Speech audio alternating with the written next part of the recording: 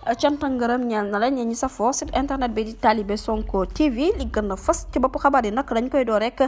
ki représenté Amnesty International bu Sénégal di Seydi Gassama daal dina yëkkati kaddu ginnaaw sortie bi nga xamante ne njiital réew mi Macky Sall doon na ko def niki démb ci alxames ji moo ko ñaar fukki fan ak ñaar ci weeru février ci interview bi nga xamante ne doon na ko sekk ak média sénégalais yi nee na kii di président de la république Macky Sall comportement bi nga xamante ne daal dina koy am nag mel na ne rek lii di droit candidat yu ñu retenir ci foofu ca conseil constitutionnel ak lañ doon sàkku ngir mu def ko ak ñenn ci autorités yi nag mooy mu topp processus électoral bi ba noppi rek organiser élection yoo xamante ne rek yu jaar yoon la fexe ba fixé ab date di kàddu kii di Seydi Gassama ma ngay daal di fàttali nag kii di état bu Sénégal rawatina nag Macky Sall ci interview bi nga xamante ne doon na ko def waroon na ñëw ci question ñeel datu élection présidentielle yi waaye nag kii di Macky Sall dafa mel ni rek moom ci jëmi boppam moom composant dialogue bi moom conseil constitutionnel mu nekk ab ressort boo xamante ne rek jamono ji gis na ne nag buñ ko defee dafay mel ni rek dafay am ab vide ci biir réew mi waaye daal li leer ba leer rek moo di ne nag du ñu mus a bàyyi réew mi noonu mu ñàkk président kon nag jot na rek ñu fexee rek ba trouver li nga xamante ne moom mooy terrain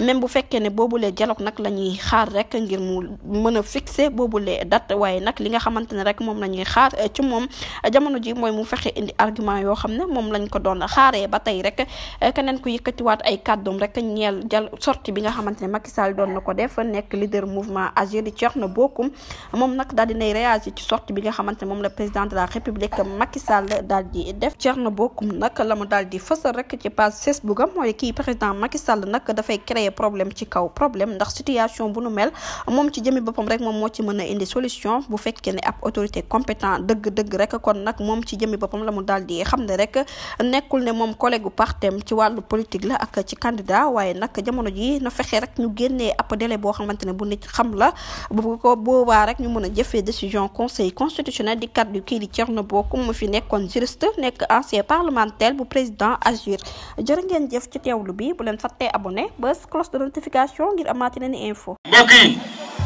on s'est beaucoup battu pour un projet. Ce projet boobu mooy sauver le Sénégal. Ce projet boobu mooy sauver le Sénégal.